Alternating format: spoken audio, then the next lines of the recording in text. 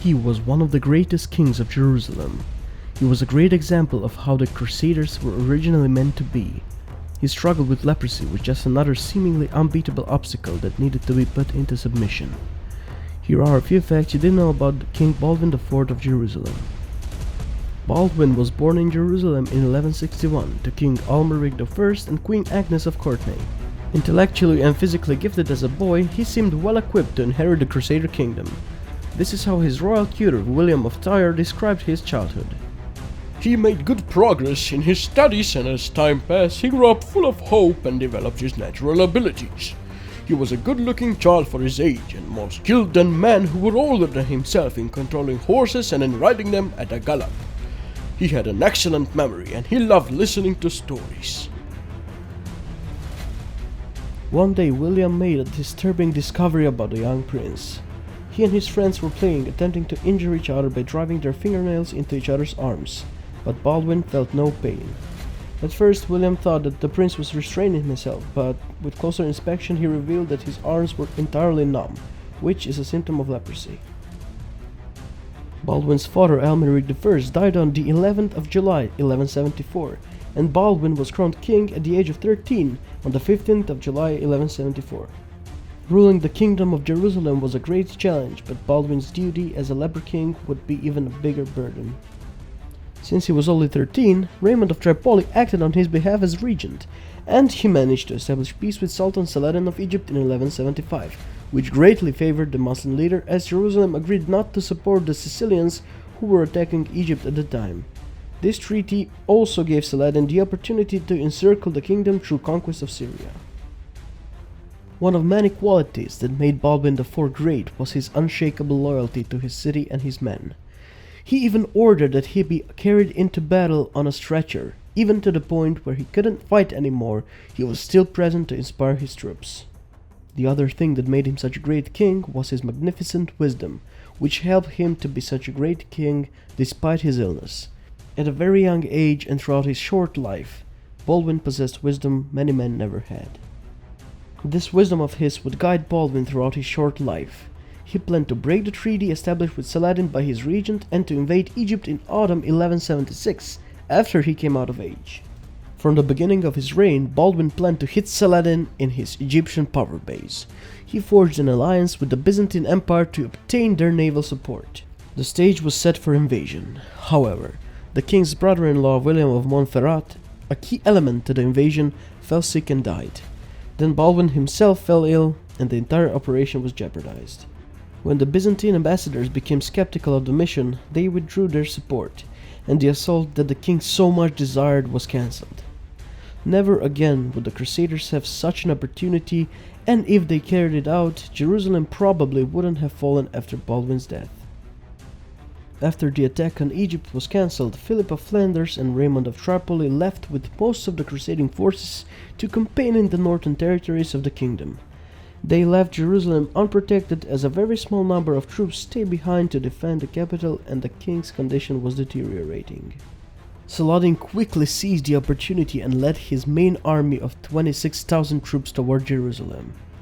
Baldwin summoned what little strength he had left and rode out with only 600 knights and a few thousands of infantrymen. Saladin kept poor watch and continued to march on Jerusalem until Baldwin intercepted him near the hill of Mount Gisard, only 45 miles from Jerusalem.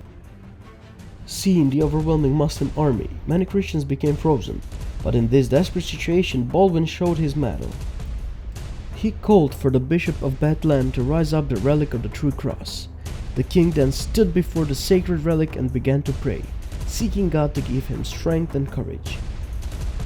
He called upon his men to press the attack and charged. His men swore they saw Saint George himself, mounted on a white horse, leading the assault. The surprise was total, the rout completed, as Saladin himself didn't even know that the Crusaders left the fortress of Ascalon. His elite bodyguards, the Mamelukes, fell around him. He barely made his escape thanks to their sacrifice, and once again Jerusalem was saved. Think about this for a minute. On most days Baldwin IV wasn't even able to stand, let alone lead his army at the age of only 16. Many thought that he would die that day, but he served as a great inspiration to the men around him and proved them wrong. Although he tried to abdicate several times, he immediately resumed his responsibilities when he realized there was no one suitable to replace him. He hoped that his sister would marry someone from Europe so that he could secure Western protection for the kingdom after his death. His sister married Guy de Lusignan, and Baldwin hoped to abdicate to Guy after the marriage, but his brother-in-law was a great disappointment. Limp-wristed and disliked by many of the Crusader barons, Guy was not suitable to reign, and Baldwin was forced to remain on the throne as leprosy continued to devour his body. In 1183, he became blind and unable to use his hands and feet. He appointed Guy de Lusignan permanent regent. Later that year, the king's half-sister Isabel married Humphrey IV of Toron at the castle of Kerak.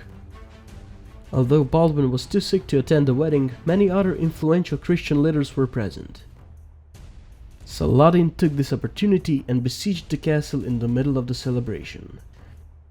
Though utterly incapacitated, Baldwin took it upon himself to rescue the nobles. Blind and lame, he ordered that he should be carried into battle on a stretcher. Realizing that the king had arrived, Saladin signaled the retreat without engaging the Christians. The same happened at the castle of Kerak in 1184, when Saladin once again retreated when Baldwin was brought into battle on a stretcher. Suffering was the ongoing constant in Baldwin's life. From his earliest years until his last moments, he endured leprosy that rotted his body. Baldwin's capacity and capability to manage the kingdom of Jerusalem at such a young age with such a great disease made him one of the greatest kings in the medieval times. He never used his illness as an excuse to dodge his responsibilities, even when it reduced him to utter incapacitation.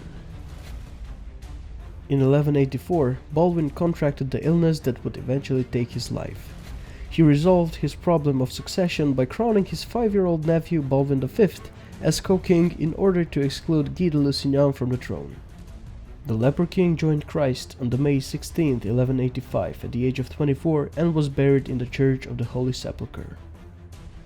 For his insane bravery on the field of Montgisard, Baldwin became a hero among his people overnight. He was made out as the savior of Christendom, the defender of faith, and the superhuman who had to overcome a crippling illness to save his people and his kingdom. Had Baldwin IV not contracted leprosy, there would not be the need for the catastrophic Fourth Crusade, which ravaged the city of Constantinople and effectively nullified the once great Byzantine Empire. What do you think about our pick? Did we say something wrong? For more videos like this, subscribe to Forum Feast and leave us a comment saying what you would like to see next. Until next time, goodbye.